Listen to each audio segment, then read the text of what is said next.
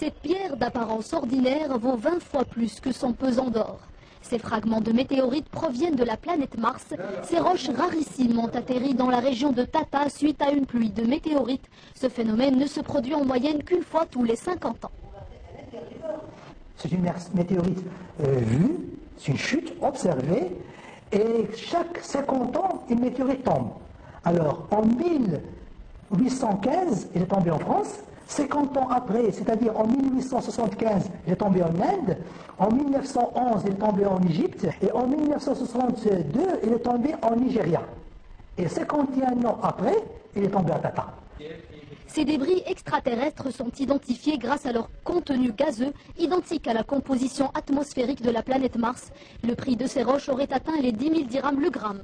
La NASA s'intéresse beaucoup à Mars. Il y a des missions qui vont être envoyées pour étudier Mars. Donc ils ont besoin d'avoir le maximum d'informations sur la planète rouge. Et donc aujourd'hui, on voit que par exemple 1 gramme de la météorite de Tata, il vaut 20 fois 1 gramme d'or. Jusqu'à nos jours, aucune expédition spatiale n'a réussi à ramener des échantillons de cette planète mystérieuse. En analyser les débris pourrait aider les scientifiques à percer les secrets de la planète rouge. Et pour plus d'explications sur ce sujet, nous recevons la responsable de l'équipe patrimoine géologique, Hasna Chnaoui. Madame Chnaoui, bonsoir. Bonsoir. Alors, d'où vient ce fragment et comment est-il arrivé ici chez nous? Bien, donc il s'agit d'un fragment de la planète Mars, donc, qui a été heurté il y a plusieurs millions d'années par un choc important, certainement par un astéroïde, et donc tellement important que ça l'a expulsé en dehors du champ gravitationnel de la planète Mars, et donc plusieurs millions d'années plus tard est arrivé sur la planète Terre. Vous avez des petits bouts avec vous de ce fragment-là?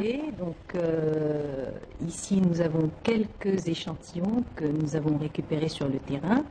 Donc, ce sont des météorites martiennes qui sont extrêmement rares. Météorites martiennes extrêmement rares, d'autant plus rares que c'est une chute observée. Et donc, les chutes observées, il n'y en a eu que 4 jusqu'à maintenant, et c'est la 5e. Et donc, des météorites martiennes qui ont été reconnus par la Meteoritical Society, il n'y en a que 86, de toute façon, au monde. Et sur les 86, il y a 4 chutes et c'est la 5e. Donc, les astéroïdes qu'on voit aussi juste à côté ne proviennent pas de Mars. Ils sont... Non. Alors, pour les autres météorites, donc la majeure partie des météorites qui sont connues, ce sont les chondrites ordinaires ou les chondrites qui viennent de la ceinture d'astéroïdes entre Mars et Jupiter.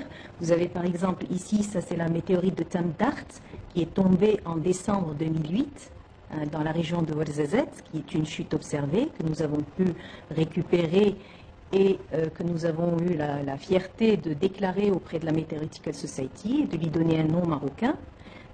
Donc il y a la météorite de Ben Guerir que nous avons également déclarée, qui est une chute observée de novembre 2004 et à laquelle nous avons donné le nom de lieu de Ben Guerir. Et puis enfin, notre fierté, c'est d'avoir pu classifier et donner un nom marocain à la météorite de Tissint qui a une valeur scientifique inestimable. Alors, les météorites peuvent avoir des points signifiants, comme celle-là. Elles peuvent aussi être très massives, comme la météorite qui a laissé un énorme impact dans le désert d'Arizona, ou elles peuvent être gigantesques, comme celles qui ont causé l'extinction des dinosaures. Est-ce qu'on craint quelque chose? Est-ce qu'un jour, elles peuvent percuter, ce genre d'astéroïdes peuvent percuter la planète? Alors, donc, statistiquement, il y a des travaux qui sont réalisés, et en fait, d'événements catastrophiques, c'est-à-dire qu'il faudrait qu'un corps, pour qu'il produise un événement du type cratère du météore cratère en Arizona ou du Vredford en Afrique du Sud, il faudrait que le corps soit plus gros que 1 km. Et statistiquement, ces corps n'arriveraient sur Terre à partir de 1 km, c'est tous les millions d'années. Donc, à l'échelle humaine, on peut dire que c'est... On ne dira pas que la probabilité zéro n'existe pas, mais c'est une probabilité très faible. Et comment expliquez-vous que les météorites tombent toujours dans des déserts? Là, par exemple, c'est le Sahara, on les trouve dans le Nevada, dans la Katama. Pourquoi on ne les trouve pas, par exemple, dans des zones urbaines? Bien, donc, En fait, comme je vous disais tout à l'heure, en fait, les chutes sont totalement aléatoires. Il n'y a pas de lieu de chute. Vous avez eu, par exemple, Ben Guerir en 2004. En juillet dernier, il y a eu la chute à Paris, dans la région de Paris, à Draveil, d'une météorite. Donc, c'est absolument aléatoire. En moyenne, on en reçoit à la Meteorological Society 5 à 7 déclarations tous les ans de chutes observées. Maintenant, ce que l'on retrouve au niveau des déserts, ce sont les trouvailles. Alors pourquoi les trouvailles? Parce que, en fait, dans les déserts, que ce soit les déserts chauds ou froids, les déserts chauds parce que c'est du sable, parce que c'est des roches qui sont relativement claires, et donc il est assez aisé de les découvrir, de voir la différence de couleur. Vous avez vu, en fait, là, par exemple, sur une chute de météorite récente, elle a une croûte de fusion qui est noire et qui permet de la distinguer assez facilement. Les autres collectes de météorites se font dans les déserts froids en Antarctique. Donc l'Antarctique, il y a des missions qui sont menées tous les ans, des missions japonaises, américaines, chinoises aussi, et européennes, pour la collecte des échantillons. C'est des missions qui sont relativement coûteuses en termes d'argent, en termes de temps de chercheurs, de scientifiques. Donc voilà, mais autrement, les chutes sont aléatoires. Et dans les déserts, il y a eu le temps d'accumulation des échantillons. Donc, pour conclure, c'est un phénomène naturel, normal, et il n'y a pas de quoi avoir peur.